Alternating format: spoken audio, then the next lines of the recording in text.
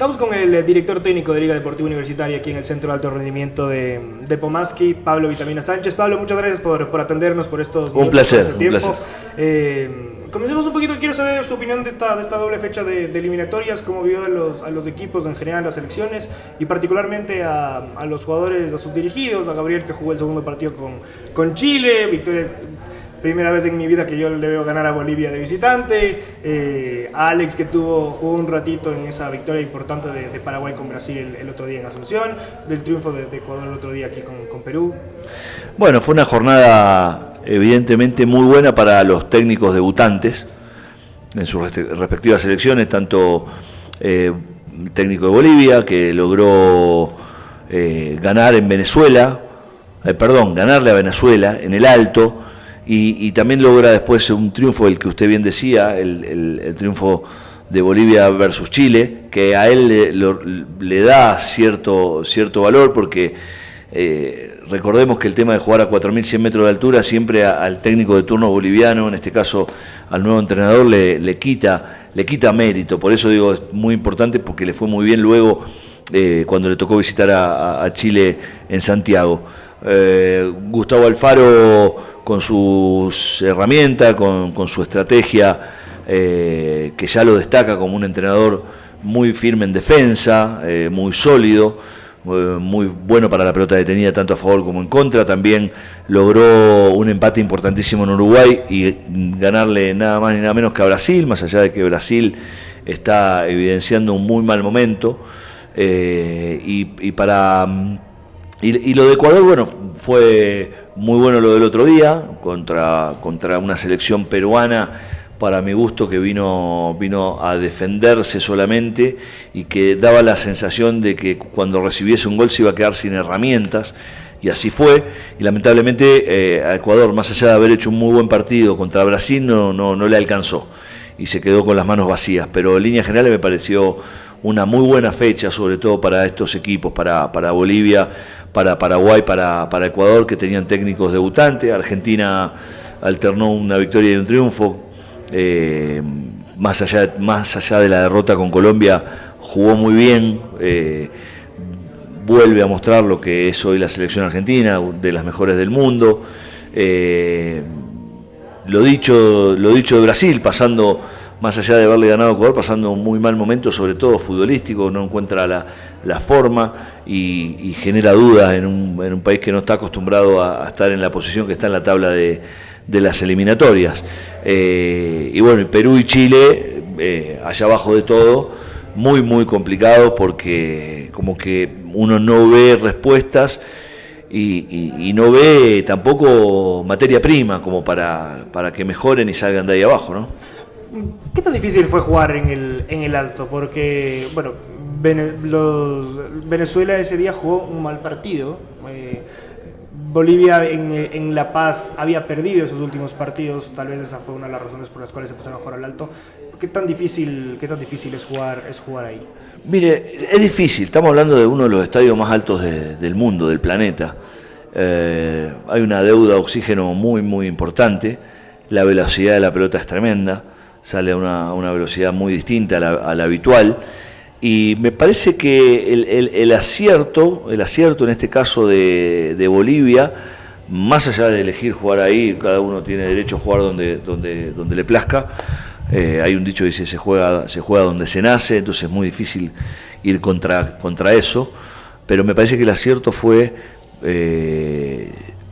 haber elegido muchos jugadores de Always Ready, y completarlos con jugadores de algunos que están afuera, que son muy poquitos, y completarlo con jugadores de Bolívar. Entonces, claro, son jugadores que están súper adaptados a la altura, a la velocidad de la pelota, conocen a la perfección lo que es jugar ahí, y me parece que a partir de ahí hicieron la diferencia. Esa me parece que fue la parte inteligente del entrenador, porque a mí me tocó trabajar más de 2 años en Bolivia, en 2 oportunidades.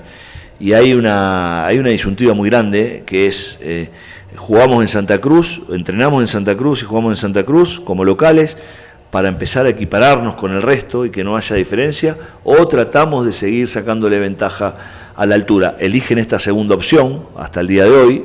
Probablemente algún día haya un entrenador que cambie y que elija lo otro, aunque lo otro probablemente le cueste resultados muy adversos y un tiempo prolongado de poder empezar a ser competitivos.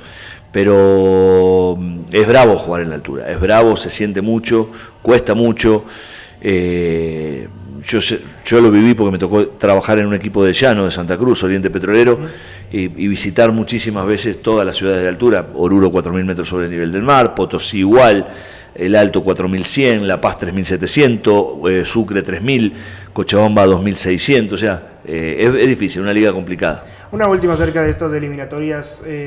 ¿Cuál es la razón por la cual Chile ha bajado sensiblemente el ser un equipo competitivo? Usted que estuvo varios años ahí en Chile, ¿cuál puede ser una de las razones por las cuales la selección no haya podido estos últimos años competir como lo hizo en su momento? Yo creo que el gran déficit es no haber podido reemplazar a una selección que fue muy buena como la generación dorada de Chile, la que le permitió obtener la Copa América de 2015 y 2016, primero con Sampaoli y después con Pizzi como entrenadores, y a partir de ahí una exigencia muy grande a través de la prensa y el hincha de fútbol chileno, donde quería inmediatamente que todos los entrenadores sean tan exitosos como fue Sampaoli, que todos los jugadores puedan reemplazar lo más rápido posible y jugar de la misma manera que los jugadores de la generación dorada que se vienen apagando, quedan muy poquitos.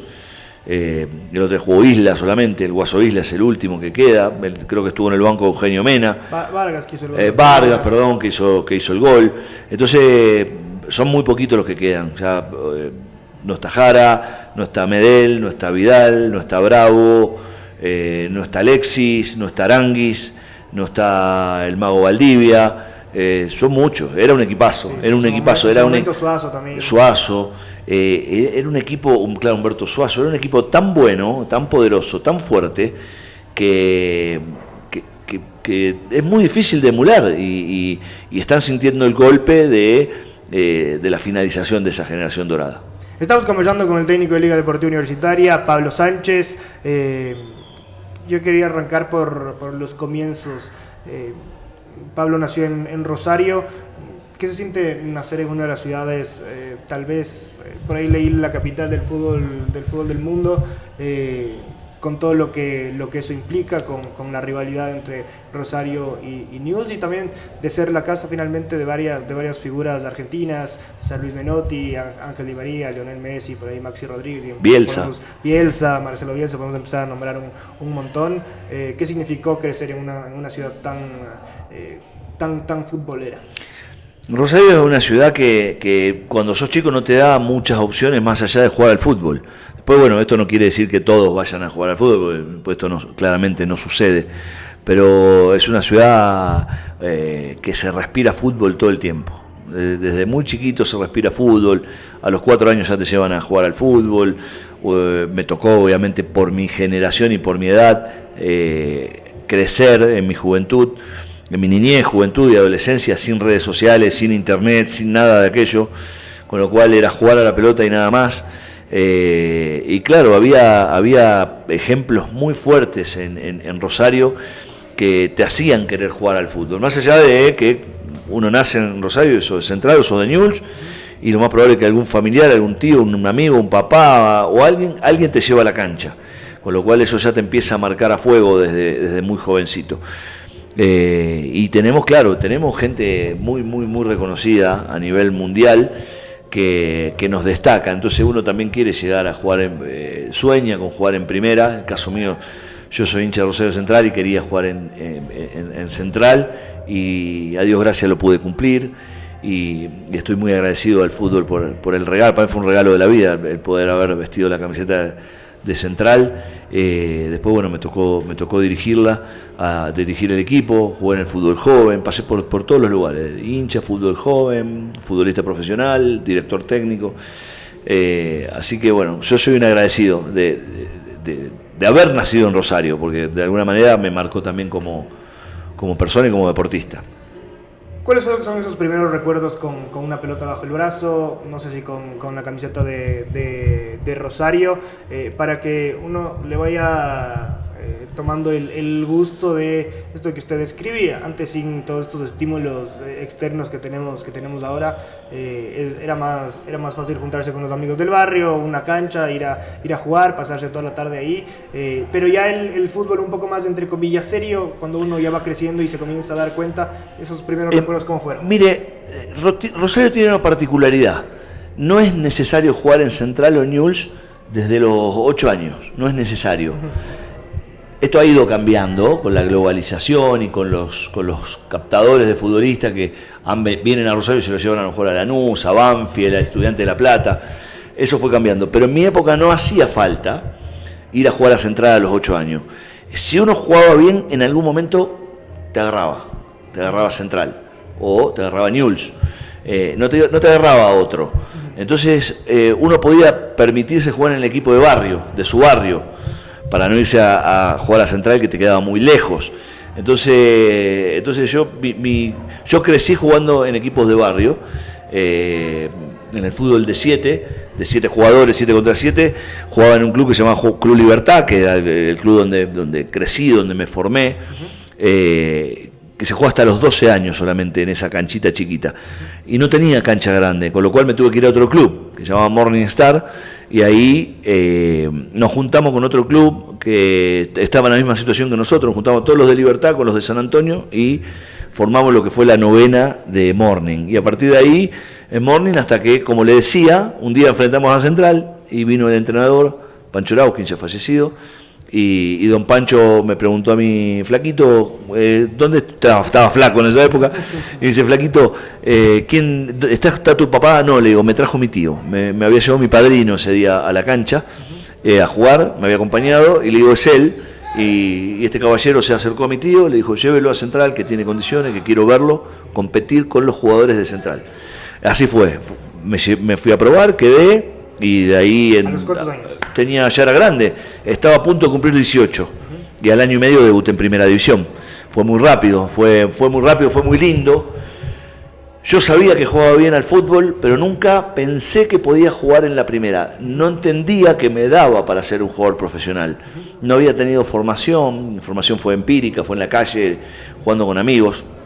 Entonces, sí, cuando llegué a Central a los 18 años y empecé a competir y empecé a ver a los de mi posición, dije, no, yo puedo jugar en primera. Y al año y medio lo hice.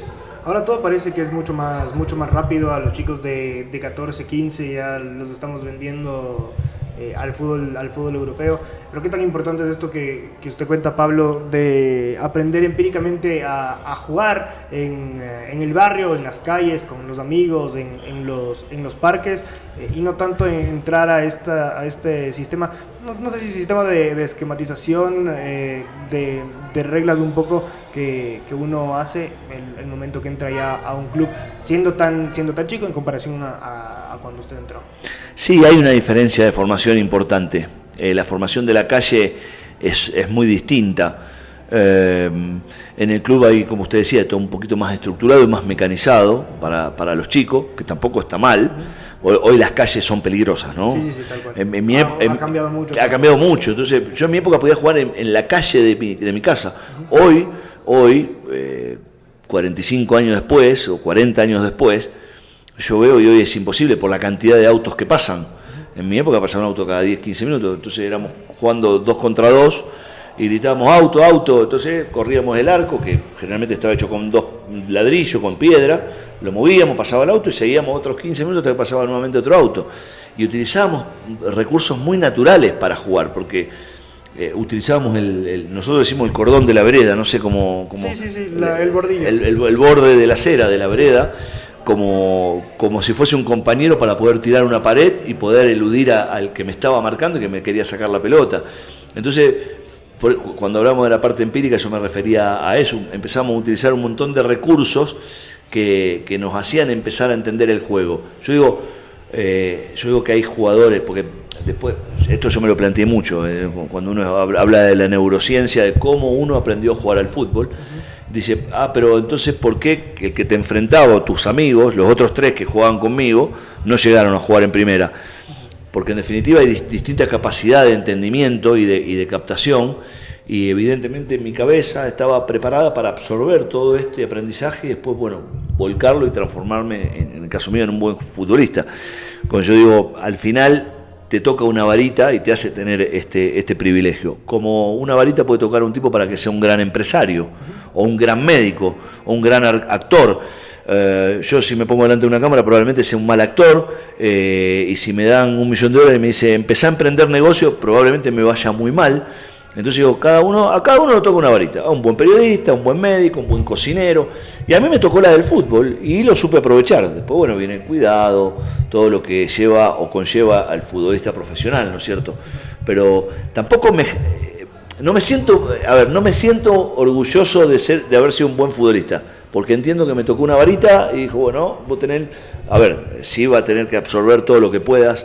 Estas veces que jugaba en la calle, yo me acuerdo jugábamos en una plaza, y venía la hamaca, ¿no? Venía la hamaca, entonces se me paraba el rival, como estamos nosotros dos, y yo esperaba que pase la hamaca, inmediatamente la hamaca ya salía, me disparaba por un sector, y el piso era muy irregular, y eso también hacía que uno tenga mucha coordinación y mucho dominio de balón, a diferencia de los chicos que se forman ahora a lo mejor en canchas espectaculares, y hoy se entrena otro tipo de fútbol, hoy es mucho más el golpeo, el pase y el control. En mi época no, era el dominio, era la coordinación, era el dribbling, era la gambeta, era la picardía, la astucia.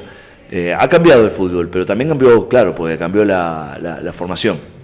Seguimos conversando con el técnico de Liga, Pablo Sánchez. ¿Qué sintió uno cuando le llamaron de Rosario, se puso la camiseta y debutó finalmente en el equipo que uno es hincha? ¿Cómo uno puede describir ya después de tantos años? ¿Se puede? ¿O la sí, no, yo no me olvido nunca, Yo me fui solo al baño medio escondido, no había celulares para hacer una selfie, nada, era mirarme en el espejo y recordar ese momento para siempre vestido de jugador de Central.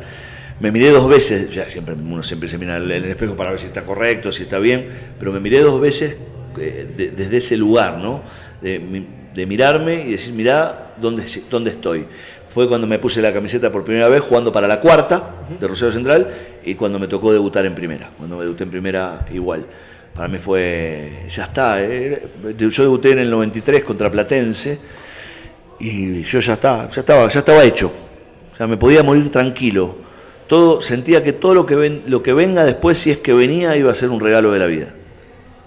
¿Cómo uno con todos estos sentimientos, en qué momento de esos años, de esos partidos, cuando usted comenzó a entrenar y después debutó en primera, se dio cuenta de esto que me mencionaba hace un ratito, que yo me di cuenta que sí podía jugar en primera, que era buen jugador? Cuando uno da el clic y entiende dónde está y entiende que puede ir un poquito más allá. Yo tenía en aquel momento algunos entrenadores que me decían, yo empecé a jugar en primera, no sé, mi primer gol puede haber sido, no sé, en la quinta, sexta fecha, no recuerdo, sé que fue contra Estudiantes de La Plata, pero no sé cuántos partidos habían pasado, y tenía un entrenador que me decía, te transformás en jugador de primera una vez que tenés 50 partidos en el lomo. Entonces, una vez que cumplas tus 50 partidos, ahí empezás a ser un jugador de primera.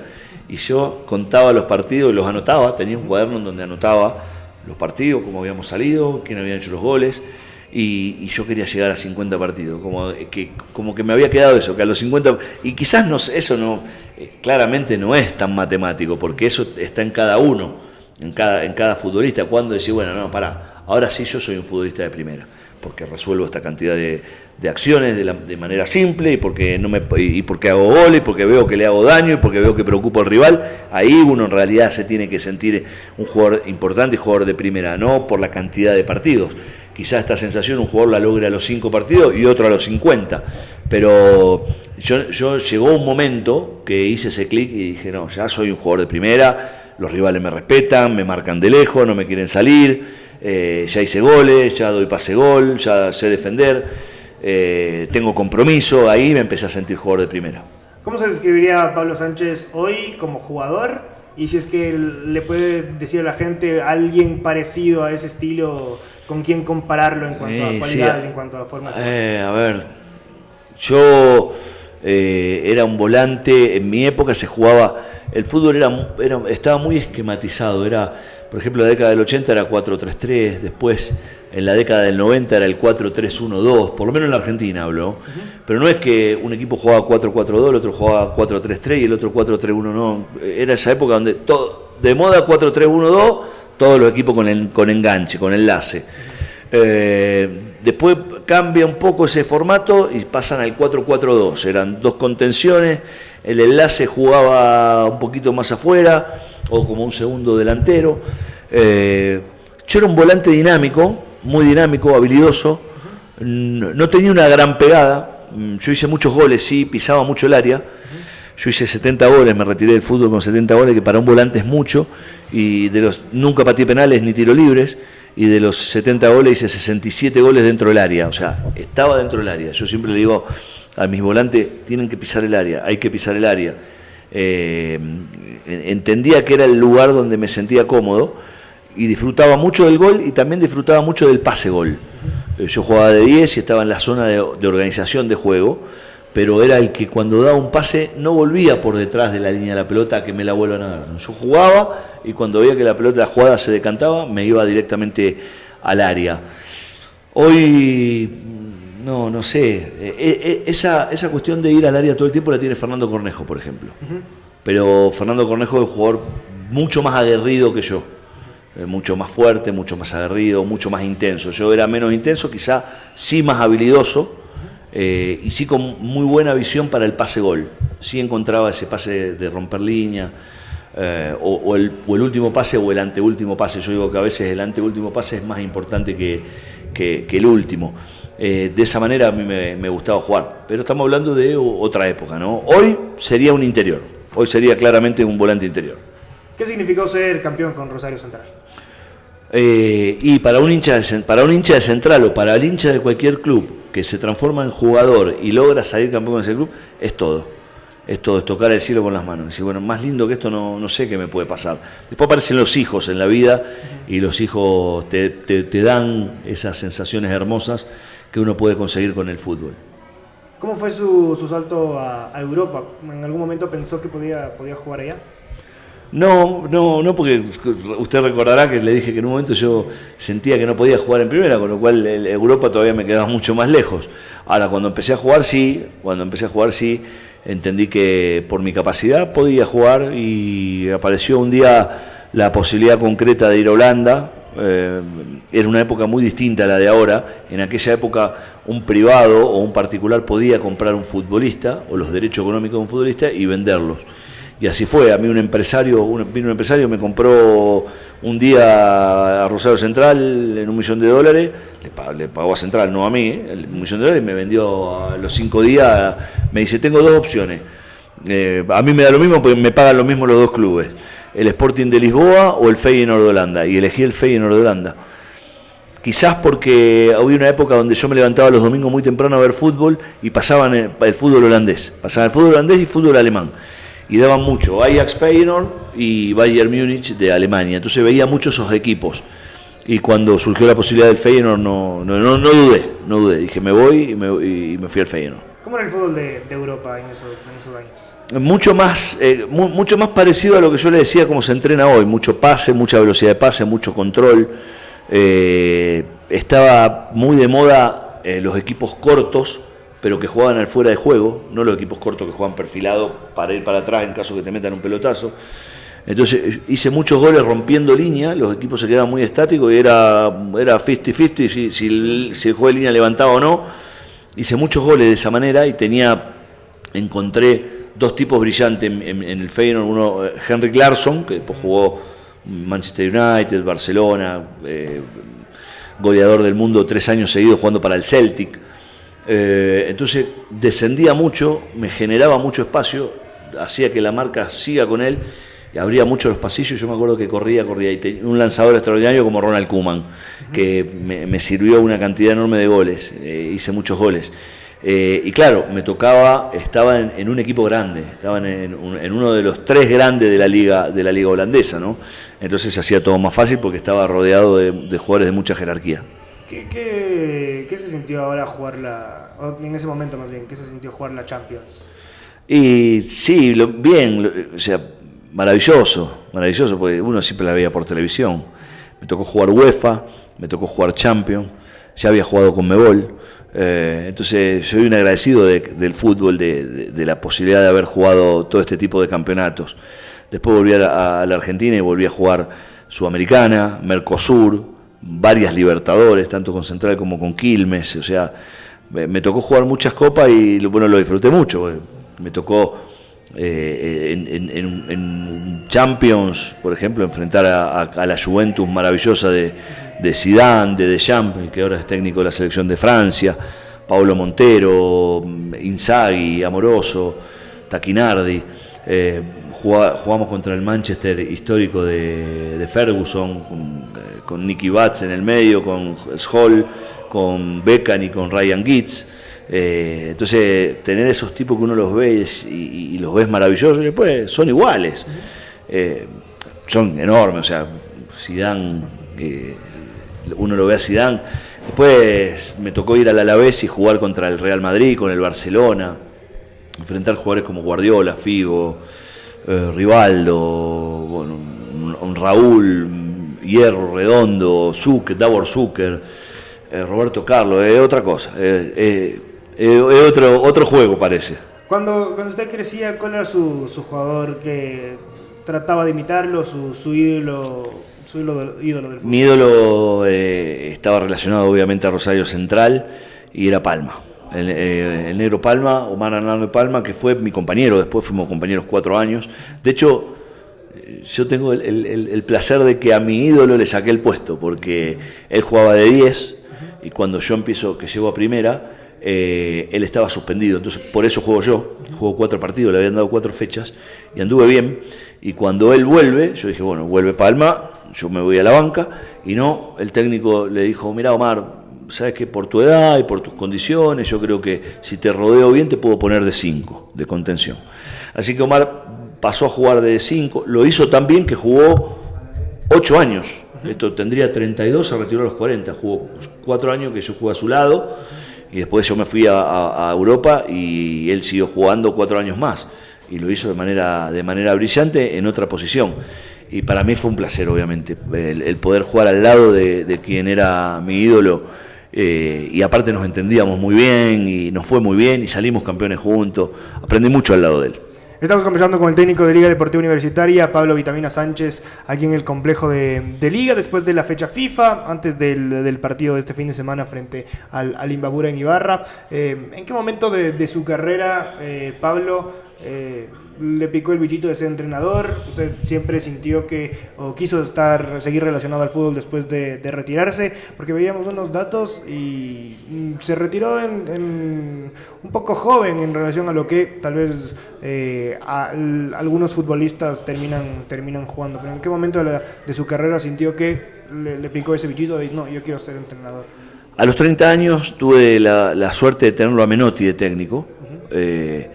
2002, en realidad tenía 29, y me enamoré de su manera de entrenar un equipo, de sus conceptos, de su manera de hablar, de su oratoria, de un tipo muy histriónico, y entendí que con algunas herramientas que él me dio o nos dio a los futbolistas, al equipo, se podía jugar mejor y se podía seguir aprendiendo. Él tenía esto de se puede aprender hasta el día que te retires, puedes aprender algo, que es la teoría que tenemos generalmente nosotros o todos en la vida, ¿no es cierto? Uno va a seguir aprendiendo cosas hasta el día que se muera.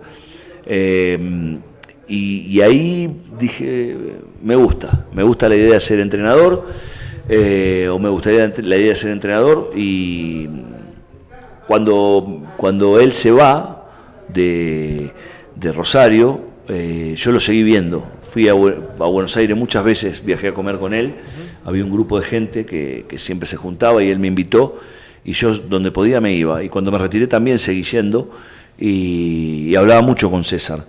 Entonces un día le dije, tengo mis dudas para ser entrenador, porque me dijo, no, tenés que hacer todo lo que me decís a mí, que cuando hablamos de fútbol, eso es ser entrenador de fútbol. Después obviamente no es precisamente eso, ser entrenador de fútbol es gerenciar un montón de otras cosas, más hoy en día, no es solamente lo que podamos hacer dentro de la cancha. De hecho, quizás sea un 20 o un 30%, después hay un montón de otras cosas que tiene un entrenador de fútbol. Pero César sí me hizo querer ser entrenador de fútbol, y me retiré muy joven, porque tenía una cuestión media psicológica que no quería que nadie diga que yo estaba robándome la plata. Era muy habitual escuchar los gritos del futbolista, te está robando la plata, nos viniste a robar la plata. Y no quería que eso suceda, y me retiré joven por eso. Me arrepiento. No en el momento no me arrepentí porque rápido hice el curso de técnico, me faltaba, ya lo había empezado mientras jugaba, lo terminé cuando me retiré y enseguida empecé a trabajar. Eso fue buenísimo para mí. Hoy, mirando en retrospectiva, sí digo, podría haber jugado 3 añitos más. Pablo, alguna vez conversaba con algún entrenador y él me decía, yo nunca jugué el fútbol que yo sentí, que en cambio cuando dirigía sí trataba de plasmarlo. ¿Usted jugó el fútbol que sentía? ¿Lo trata de plasmar? ¿Es el mismo? ¿Es distinto? Yo como jugador sí jugué el fútbol que yo quería. Sí era el jugador que yo quería. Disfruté mucho de mi fútbol. Era feliz jugando al fútbol y sobre todo cuando jugaba bien. Y era muy consciente cuando jugaba mal. Pero siempre intentando hacerlo bien. Como técnico, casi que no tuve jugadores como yo, de mis características. Siempre me tocó equipos más aguerridos, que tenían que pelearla, entonces siempre empecé a pedir mucha más dinámica. Por ejemplo, los jugadores que juegan en mi puesto, yo le pedía que pisen las 2 áreas, que defiendan, que sean generosos para defender, y que ataquen y que sean generosos para atacar y que pisen el área rival. Y yo eso no lo hacía, eso no lo hacía. Si hubiera tenido un técnico que me lo hubiera pedido, probablemente lo hubiera hecho, tendría que haber mejorado físicamente, me tendría que haber adaptado, pero sí yo busco ese tipo de jugadores. Entonces, al final entiendo que no tengo un jugador, en mis equipos no hay un jugador que juegue como yo hubiera jugado. Y si aparece, lo trato de modificar. O sea, yo no jugaría en mis equipos. ¿Qué tomó de los entrenadores de los que tuvo de César Luis Menotti para un poco armar su idea de cómo quiere que sus equipos plasmen esto que usted quiere? De César, básicamente, él era muy rico conceptualmente, no tanto en la práctica, Él era muy, es como que le alcanzaba. Hay jugadores que yo entiendo, hay futbolistas a los cuales yo les tengo que explicar lo que pretendo, se lo tengo que mostrar en un dibujo, en un pizarrón, y se lo tengo que hacer entrenar en la cancha. César tenía la capacidad de no necesitar ni entrenarlo, sí, obviamente salíamos y hacíamos algunos trabajos, pero no tenía la necesidad de salir y entrenar puntualmente lo que él te decía, ni de mostrártelo. Te lo explicaba también que obviamente también se necesita tener jugadores inteligentes que tengan la capacidad de empezar a dibujarse una cancha en la cabeza y a entender lo que él te pide. Eso desde el lugar de César. Y a mí me sirve como prueba. Yo entiendo que tengo jugadores que hablándole le alcanza, tengo otro que le tengo que hablar y le tengo que mostrar, y tengo otro que le tengo que hablar, mostrar y entrenar. Entonces también ahí empiezo a detectar la inteligencia del futbolista. Y después uno le saca, yo creo que uno tiene que robarle a todos los entrenadores, en el buen sentido, ¿no? Robarle cositas a los entrenadores. Por ejemplo, yo tuve a Miguel Russo y me entendía que Miguel era pero muy bueno para manejar el grupo, para solucionar los conflictos que se producen en un grupo. Una pelea, por ejemplo. Una pelea a lo mejor donde un entrenador se va a los dos y él lo manejaba de otra manera, con mucha más armonía. Entonces hacía que la prensa no se entere de los problemas. Tenía ese nivel de manejo de lograr que la prensa no se entere, y evitaba de esta manera que vengan los periodistas a preguntarle a los jugadores qué pasó, por qué se pelearon, por qué te peleaste, te querés ir, te querés quedar, cómo vas a seguir. Y esto se lo preguntan generalmente a los involucrados, a los compañeros, al entrenador, y él evitaba todo eso. Tenía un manejo muy bueno y muy inteligente del grupo. Después tuve, para mí, uno de los grandes entrenadores que tuvo Rosario Central fue don Ángel Tulio Sof, que fue el técnico de Patón, inclusive, fue también técnico mío, campeón de la Conmebol, que eran esos tipos que te liberaban, te hacían ver que la exigencia que uno cree tener en el fútbol no es tal, esto de no es de vida o muerte. O sea, te paraba en el peor escenario. A ver, vas a jugar el clásico, perdés el clásico. ¿Te vas a morir? No. ¿Te van a matar? No. ¿Te vas a suicidar? No. Bueno, vas a seguir viviendo. Y vas a tener que seguir solucionando los problemas del día a día de la misma manera que lo haces ahora. Entonces, dale para adelante, quítate todo ese peso que tenés encima. Entonces, desde esos lugares, él te liberaba mucho. Me acuerdo que él decía, miren ustedes los autos lindos que tienen, que hoy ganan plata. Nosotros veníamos a entrenar, porque él fue jugador de Central en la época de que Central pertenecía al ferrocarril, cuando nace Central. Entonces él te decía, yo iba en bicicleta, no ganábamos plata, y miren ustedes todo lo que tienen. Entonces te mostraba todo lo lindo y todo lo bueno, y te hacía poder sentir y disfrutar de lo que uno estaba haciendo. Pablo, ¿qué le dio Chile, qué le dio Bolivia en cuanto a su crecimiento como director técnico hasta poder tener esta oportunidad de venir acá a Liga? Bolivia me dio mucho. Bolivia, yo dirigí Banfield, dirigí Rosario Central y me fui a dirigir Oriente Petrolero. 12 equipos en la liga, 3 del llano, 9 de altura.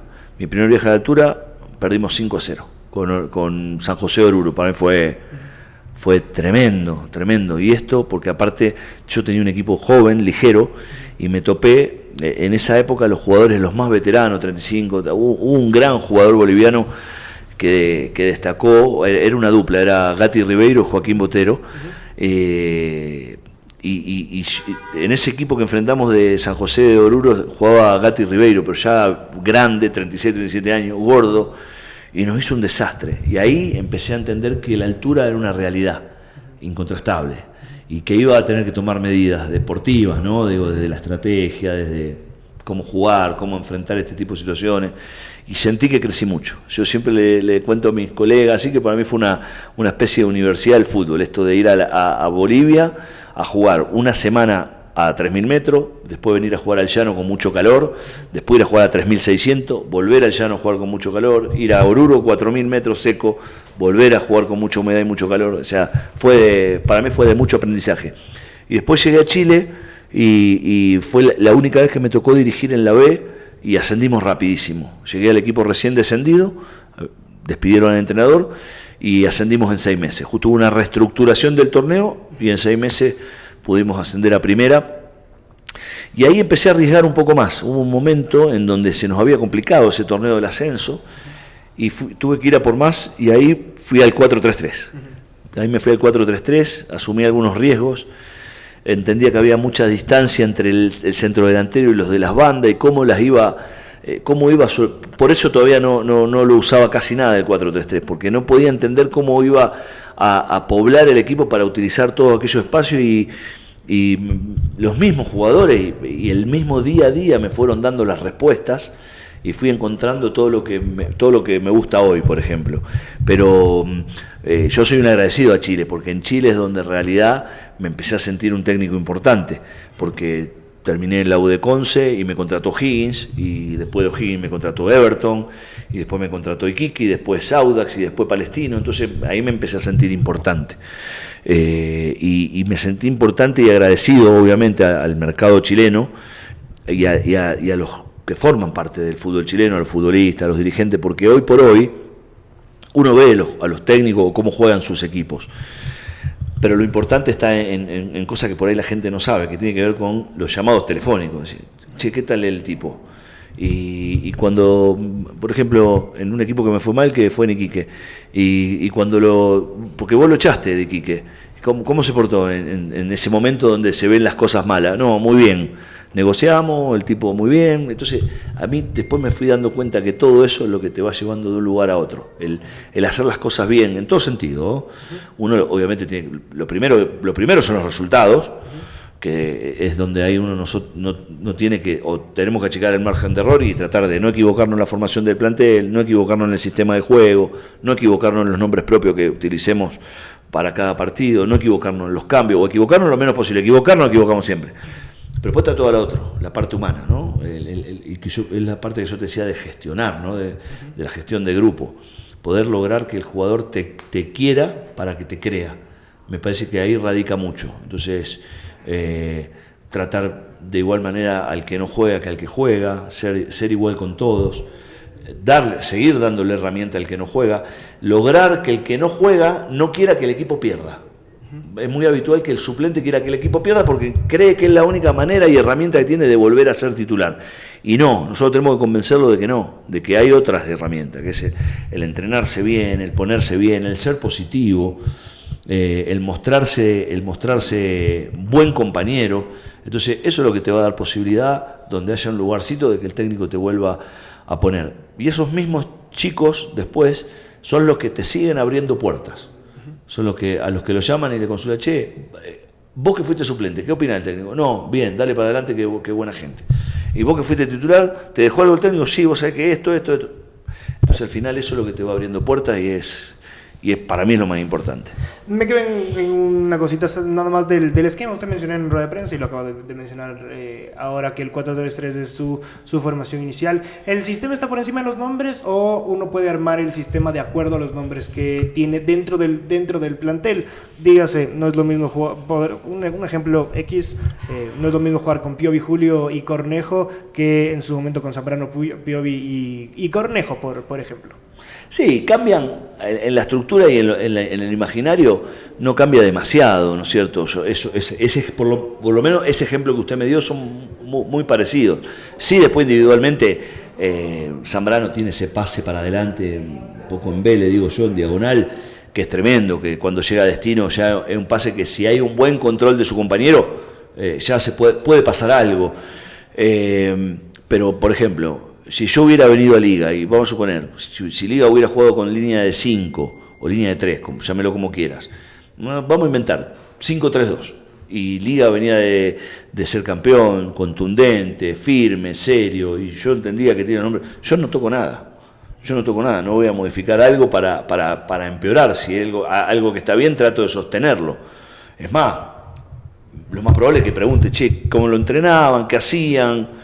O sea, lo bueno es que tratar de copiarlo y de sostenerlo y ojalá mejorarlo, pero no empeorarlo. Con lo cual, si yo me tengo que jugar con otro sistema, no tengo ningún problema en hacerlo. Ahora, si llego a un lugar donde las cosas no estaban tan bien, confío en que el sistema del 4-3-3 nos puede dar algunas soluciones. Y esto no quita que el día de mañana tengamos que modificar y modificamos y le metemos y no pasa nada. Pablo, ¿qué se encontró con la ciudad, con Quito, con el país, con la gente cuando llegó acá a Liga Deportiva Universitaria?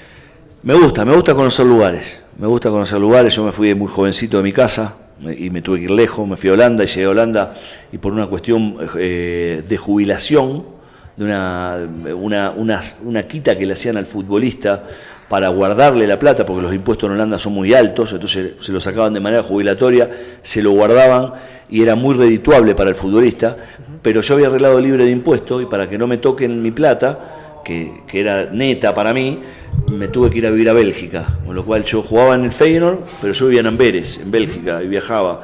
Y me gusta mucho la geografía, me gusta mucho la historia, entonces me gusta mucho conocer y disfruto. Y donde tenga un ratito me hago un viajecito y voy y conozco.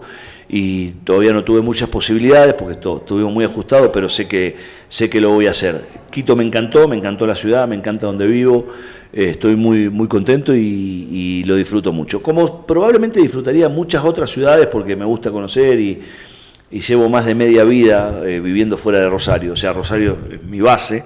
Ahora estoy medio complicado, mi mujer es chilena, con lo cual no tenemos un lugar todavía elegido, entonces vamos por el mundo donde nos vaya llevando el fútbol y después veremos, ¿no es cierto? Pero lo más probable es que mi vida el día de mañana sea entre Rosario y Viña del Mar.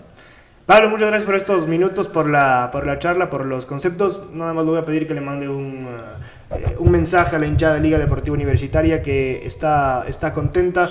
Tuvo un primer semestre de altos y bajos, pero parece que Vitamina encontró el camino. Está empezando a tomar velocidad crucero y da la impresión de que el equipo va a pelear por recoger la final. Yo encontré, sinceramente, y esto también es de equipo grande, una hinchada muy exigente. Entonces yo sabía que esto iba a ser así. Cuando me contrataron lo vi en las redes. Me acuerdo que mi mujer me dice, ¿vos estás seguro que vas a querer ir a la Liga? Obvio, le digo, ¿cómo no voy a querer ir a la Liga? Dice, mirá que no te quiere nadie. Bueno, mi trabajo será tratar de revertir eso y ojalá que pueda. Y si no puedo, bueno, yo el intento lo voy a hacer. No voy a dejar de ir a un equipo como Liga, tan grande, tan hermoso, porque la gente no esté de acuerdo, y la gente es exigente en Liga, y lo tengo claro, por eso entiendo que al principio fue más complicado, hoy la gente está contenta, habrá que ver cómo nos va, porque esto del fútbol es así, subís y bajás, entonces hay que estar preparado para todo. Hoy estoy más que feliz por el momento, y a la gente pedirle que nos siga apoyando. Para mí es muy importante, cuando la gente está positiva en la cancha suma y un montón, pero cuando está negativa también se siente. Entonces el hincha juega y tiene que ser inteligente. Agradecerle a la gente lo que yo viví el otro día en el clásico, en el partido, no digo clásico porque hay gente que dice clásico y hay gente que dice que no. Según yo es un clásico sin el título. Yo para mí entiendo que nadie quiere ser clásico de Liga. O sea, si yo invento un equipo mañana, yo no quiero ser clásico de Liga, porque es el equipo más ganador del país, y por lejos, con lo cual no me interesaría ser el clásico de Liga. Pero sí vi en la semana previa, nosotros tuvimos en realidad menos que una semana, porque tuvimos un partido de Copa en el medio, de Copa Ecuador. Pero sí vi que había un debate en el país. ¿Es clásico, no es clásico? ¿Es clásico, no es clásico? Pero bueno, en fin, lo que viví contra Barcelona fue muy lindo, fue una emoción muy grande, ver la alegría y la algarabía en la tribuna, en nuestros jugadores. Bueno, yo lamentablemente al final me echaron y no pude estar en los últimos minutitos, pero la verdad que fue maravilloso. Ojalá que seamos capaces de sostener estos niveles emocionales para que estemos todos felices. Gracias, Pablo. Pablo Sánchez, el director técnico de Liga Deportiva Universitaria.